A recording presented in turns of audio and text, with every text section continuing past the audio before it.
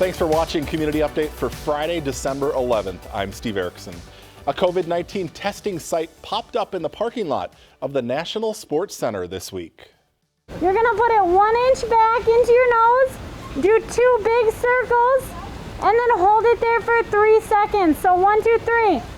This self-administered swab test is the same one which has been available at clinics for months now. Anyone who needed a test could get one, even without insurance. The testing is part of a federal effort to provide support in areas that have seen a recent spike in COVID cases.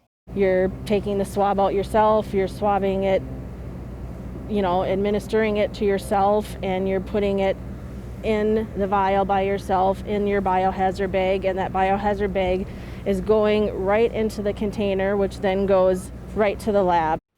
The pop-up site, which opened Monday, saw more than 900 people on the first day alone and more throughout the week. The final day for testing at the National Sports Center is Saturday, December 12th from 8 a.m. to 2 p.m. If you can't make it to the National Sports Center, community testing continues locally at the National Guard Armory in Anoka, December 15th through the 19th, the 21st and 22nd, and December 28th through the 30th from noon to 6 p.m. The test at the Armory is a saliva test. Do not eat, drink, smoke, or chew gum 30 minutes prior to the tests. And if you have health insurance, bring your insurance card. For more information or to schedule an appointment, log on to mn.gov/COVID-19. In an unusual move, the president of Mercy Hospital is making a public plea for people to take precautions to slow the spread of COVID-19. In a guest column published this week by ABC newspapers, Sarah Krieger says there have been days at Mercy Hospital where more than a third of their beds are occupied with patients being treated for COVID, some intubated on machines breathing for them. Mercy Hospital has had about 10% of the state's COVID hospitalizations. So far, more than 12,000 Allina employees have missed work due to a positive COVID diagnosis or potential exposure. She says hope is on the way with the vaccine, but until then, we all need to be part of the frontline defense against the virus. Speaking of our hospital workers, a kind gesture is growing thanks to a local business and citizens who want to help our frontline workers. For nearly 2 weeks now, Cheapskate has been baking and delivering free pizzas to workers at Mercy Hospital thanks to generous donations from the community. This week, they added lunch deliveries. If you'd like to help out, check out Cheapskate's website or Facebook page. The deliveries will continue through December 23rd. The Anoka County Board has adopted the 2021 county budget and tax levy.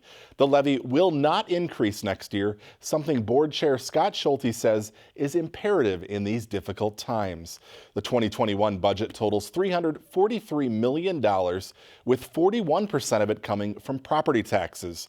Money from the Federal CARES Act helped the county keep the levy flat. What you see behind me is the absentee ballot board that's meeting to open the absentee envelopes that have been sent back by voters that have voted by mail for the August primary election. Anoka County produced an award-winning video for the 2020 election. This week, Anoka County received the County Achievement Award from the Association of Minnesota Counties for its absentee ballot behind-the-scenes video. The video gives an in-depth look at the absentee ballot process, a useful tool for both voters and election officials. Anoka County also took home the County Conservation Award for their Rum River Restoration Initiative. COVID-19 didn't stop an annual holiday tradition from continuing this year. On Thursday, the VFW hosted their holiday dinner with a 2020-style drive-through event. The hot meal included roast turkey, along with mashed potatoes and gravy with all the trimmings. Volunteers from the Coon Rapids Rotary Club delivered the meals in insulated bags right to their cars. So for over 40 years, the VFW Auxiliary has provided this senior Christmas dinner. And this year, obviously, we couldn't do it because of COVID, so we sort of had to reinvent it. And working with Chris, we started in July, talking back and forth how we could follow CDC guidelines and still offer a meal to our community and to our senior citizens. The event was sold out with a limit of 250 seniors. Participants paid $5 each, with all the proceeds and tips collected going to cover the auxiliary's expenses and other community projects. Members of the Coon Rapids Arts Commission are currently in the process of judging the submissions in the annual Holiday Lighting Contest. This year, the city received a total of 34 entries. The winners will be announced next week. In the meantime, you can download a map with all the addresses by logging onto the city's website and then hop in the car and check out the festive displays. Due to the pandemic, the Lyric Arts Theater is doing a virtual show this holiday season. Home for the Holidays premiered online Thursday night and is available through January 3rd. You can purchase a streaming pass online at lyricarts.org. The special features artists in pre-recorded performances of some of your favorite holiday songs. A free streaming holiday special created just for kids will premiere virtually on December 17th. All right, that brings us to the end of today's show.